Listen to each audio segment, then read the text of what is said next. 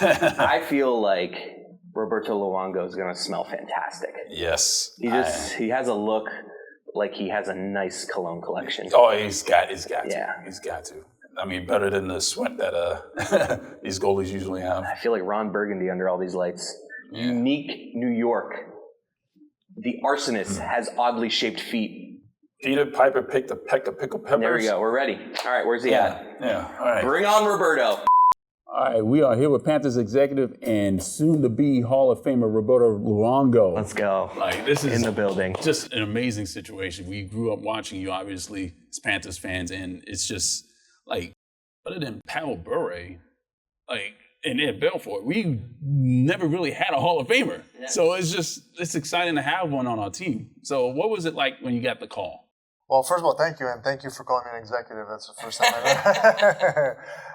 It was actually pretty exciting. I was actually here at work. A little bit of a funny story. My boss told me that I was to expect the call around noon. And it was like 1 o'clock. I had no call. So I was like, oh, man, I don't think I'm getting in, guys.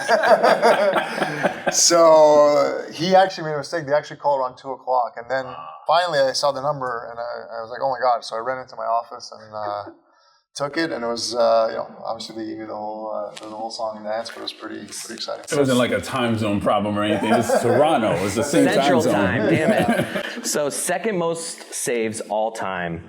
500 behind Martin Brodeur. Did we think about, was that ever something you're like, oh, I could play like a half a season and get that bad boy? Oh, the saves?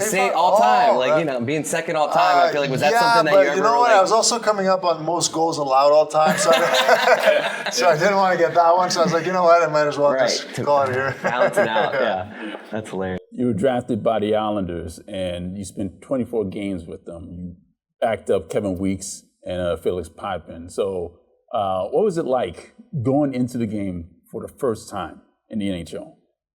It was pretty crazy because I remember I was in the minor leagues and I got called up because one of the goalies got hurt, and we were in Boston, and it was an afternoon game. So it was like, I think it was like a 1 o'clock start, and I get to the hotel at 10:30, and they're like, "Oh, you're starting today." I was like, "What?" In Boston. Yeah. So I was like, no prep. I called my parents. They couldn't come down. There was not enough time. So I didn't have a lot of time to prepare for the game, which I think might have actually been a good thing. So the nerves were not as crazy as they would have been if I would have known in advance. Right. Wow. What's the goalie pad that you missed wearing the least? Probably my first ones, because they're so heavy, and then once the game started and they got wet, like you just gain an extra 20 pounds. Now I feel like we've gotten close enough, me and you. We're a couple goalies, by the way. Oh, okay. 12 and under, 1998 roller rink champion. By the way, I still have the cutout here. Cody Shines and Shootout. I was more of a tape. I know you're. It was a long time ago. I know you're more of a butterfly guy. I was more of a hybrid guy. Okay. Just a couple goalies. Now with those credentials, as I share my credentials with you, how many saves am I making if I start tomorrow for the Panthers? 0. 0 saves. Yeah. Come on. Maybe if you fall at one time and the guy doesn't know you're falling. How many goals am I giving up though? Like, let's be honest. I'm playing all 60 minutes, not getting pulled. So on average, you face maybe 30 to 30. 12 and under champion, 1998 roller rink, roller hockey. Well, that changes things a little bit. Okay. So I was going to say 30 shots, you'll probably give up 26 goals. Okay. But given that you've played before, I'd say 24 goals. All right. So 6 saves? Like around 4, 5, 6 saves? By accident. Right. I was a first baseman in baseball, so that glove side is strong. The glove is strong. Oh, that's good. Yeah. So 22 saves. Yeah, okay. 22 goals, sorry. Yeah. With your first stint with the Panthers, 5 of those seasons, you were top 5 in goals and shots faced. Yeah. Like, is it better to face as many shots as you can as opposed to not as many shots, having a low shot game against the opposition? Well, that's funny you asked that, because that was always one of my things. I always played better when I had more shots, just because you're staying in the game, your mind's in it. You don't have time to think, and you're just going with it, right? When you don't face a lot of shots, sometimes it's a little bit harder to stay focused, and especially if the game's close and the other goalie's making save after save, then all of a sudden you start thinking, oh my God, So It's easier to perform, I think, when you're facing over 30 shots a game. Sometimes when you get in the 20s, it's a little bit difficult. Where do the pads cover the least? Like, where are you most likely to get hit by the puck? And it's like, God damn it, that hurt. The one spot that really got me all the time was my collarbone. Did you have the plastic? I didn't use the plastic. That's the one problem. Like, a lot of people gave me. That sounds awful, by the way. Getting hit in the puck in the collarbone with a puck. I can't imagine anything worse than that, actually. Well, in the ribs. Okay, ribs. Can we do top 5 body part? I mean, I know number 1. Well, you know we all know number 1. All of a sudden, you spin around and you get hit. You got it before I got there. Hey, remember, I'm a champion. Goalie, a couple goalies here. That's true. So number 1, that's okay.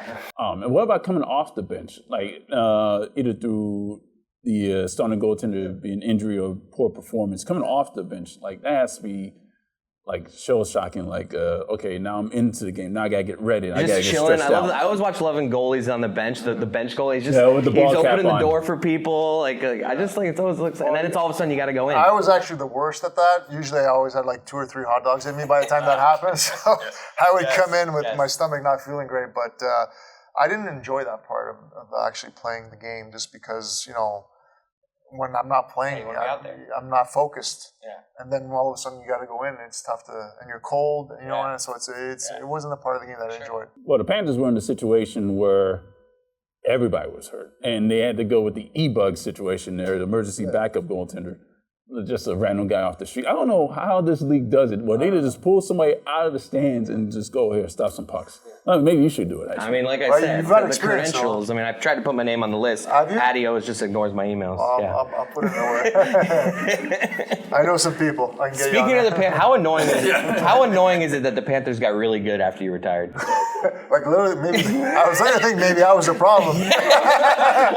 You were always our strength. I was saying there was the other. That's what I'm saying. It's got to be a little. Look at this team. I mean, Bob and Knight, they're good, but it's like, God, that's got to be a little. Yeah. Annoying. Well, you know what? Now that I'm an executive, I still feel part of it. Right. It's all good. It's all good. Can you go over your time in Vancouver? Like, you guys went to the Stanley Cup final against Boston. Like, that was a really, really interesting series, and one that the city of Vancouver didn't exactly take well. Can you give your thoughts on that?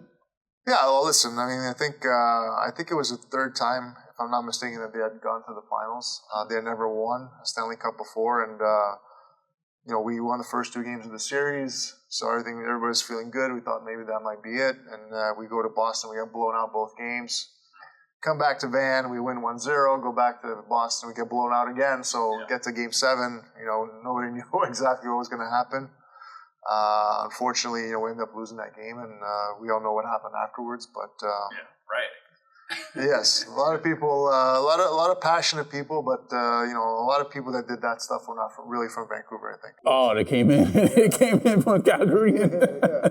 What's the worst goal you ever gave up in terms of, like, it just was a dumb one? Yeah. Like, he was telling me about a Patrick Waugh goal where he, like, flourished the catch and then it popped out of his glove. Yeah, that happened in the playoffs versus Detroit. Yeah, like, what's just one that it was just, like, it was just, like a dumb mistake?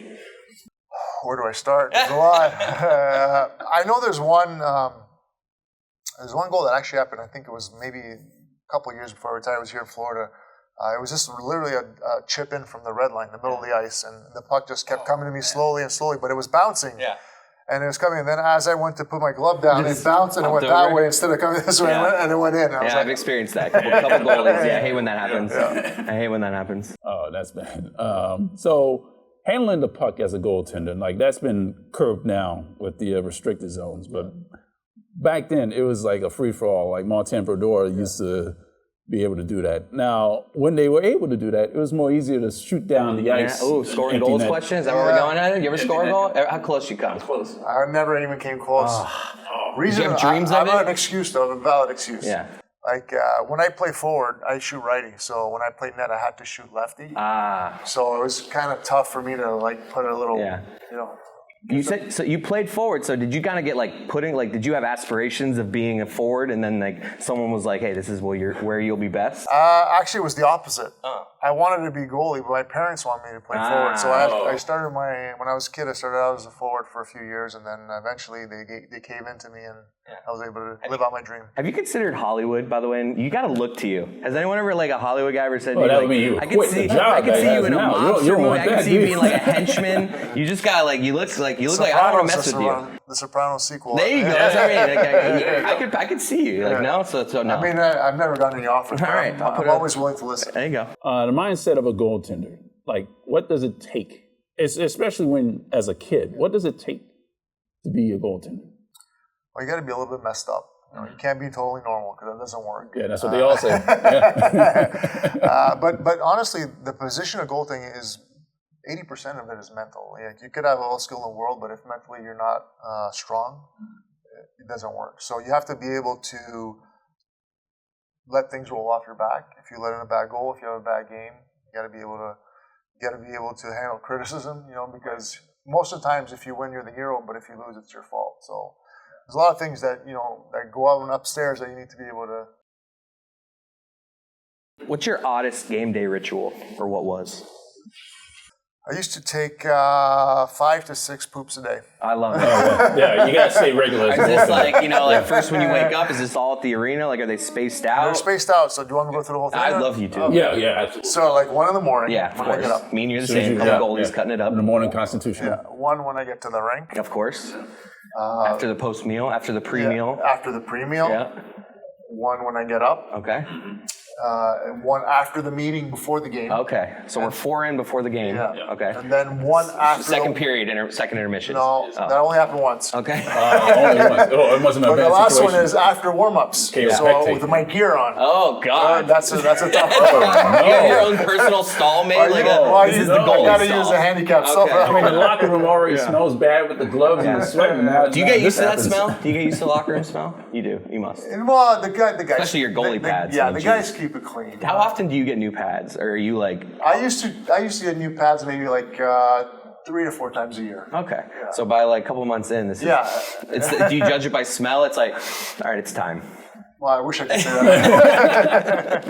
The gloves smell. Really? The pads don't. Huh. Because, the pads that go on top a of your myth. socks, but your Yeah. gloves, you're I did touching your not. hands. Oh. Yeah, all the sweat's rolling down your arm and into the exactly, glove. Why do you think exactly. face washing is? No. Yeah. Not legit. I asked you earlier the pad you miss wearing the least. What about the most? What's a pad you just put on every once in a while, just for old time's sakes? Mm-hmm. Well, the newer ones are lighter, right? So then you don't feel like you're wearing anything. So I Right. just wear them around the house sometimes. Okay. Take a nap on them. There you Use go. them as pillows. It's got to be difficult though with the blocker and the stick having it. Like that's where the most weight is. Yeah. It's always easy. It's harder to move, on this side, just because if you have to go that way, you got to move your whole body across. Yeah. That way it's quicker to move. Like laterally. But you know what I'm talking Yeah. about. Another thing we have in common is I'm into poker. Nice. Third place finish at the Jeff Conine charity tournament a couple years back. Out of 3 Yeah, players. I I saw don't know. that. I have like 300. I get what you're, but you've had some good finishes in the World Series. You do a lot of good with their winnings from poker. That's really cool. But what's harder, like a 12-hour poker tournament day grind, or like one NHL game? Like, what's more taxing physically? Physically, probably NHL game, but mentally it's the poker. Right, because I've played tournaments where it's like you start at like noon and it's like 2 a.m. It's like I'm like seeing triple by like 8 p.m. That's when you make mistakes, right? Yeah. You get a little bit impatient. So I think mentally it was a grind. When I play the World Series, it is a long day. And, I remember towards the end of the day, it's you get tired, and that's where it's important to stay sharp. When you first started, did you have any tells? Did anybody just like know what you were going to do on your next? On your next How's your poker face? Is what we're asking. When I started, usually when I would scream yes, people knew I had a good hand. Yeah, so you got what your slap my master was cards. playing. That's why. So as an executive now, you get to see over the goaltending situation, and Spencer Knight is kind of young. Have you given him any advice, any guidance? Yeah, of course. I mean, we talk not all the time, but once in a while. I think we have a goalie coach that talks to them every day. But once in a while, whether it's at the beginning of the year or halfway through the season, we have a little sit down. And I think he's got unbelievable talent. The one thing is he's still young, right? There's no other goalies that are his age that come into the NHL nowadays. Goalies come into the NHL when they're 25, 26 years old. So for him to do it at his age is pretty special, and it can only get even improve from here on out. But it's rather striking seeing somebody that young be that calm and poised under the amount of pressure that he gets every game. Of course, he's got an unbelievable maturity for his age, and that's one of his strengths. I think you don't see kids that age really come here and he already knows how to take care of himself and his body, and he cooks for himself and all that kind of stuff. And so he's very, very mature for his age, and that's why he's able to do what he does at his age. Chris Cody actually helped taught him his social medias. Oh yeah, we did a training we did a couple years ago. They had us talk to the young players about social media stuff, and it was just he was there, and he learned a lot from me. I'm pretty sure. Does he even have social? I don't even think he has social media. Well, good for him. That's smart. I taught him that. Yeah. Don't have it at all. And speaking of goalies, and it's one of the most hot and cold positions. It's like one of those things, you get a hot goalie, you can win a title. Yeah. You are one of the most what you were almost known for is how consistently great you were your entire career. Like, you never had save percentage below a certain thing. Like, you were consistent in a position that is extremely hard to be consistent. Like, what's a tangible thing that you think you did to be so consistent? Well, I think for me is I never got satisfied, right? Yeah. Every year, I wanted to get better. I wanted to learn new things because the position evolved, right? It changed from when I started. If you look at the way I played when I started in my last year, I didn't play the same way. So I always kept on trying to get better, try to bring things into my games that was newer.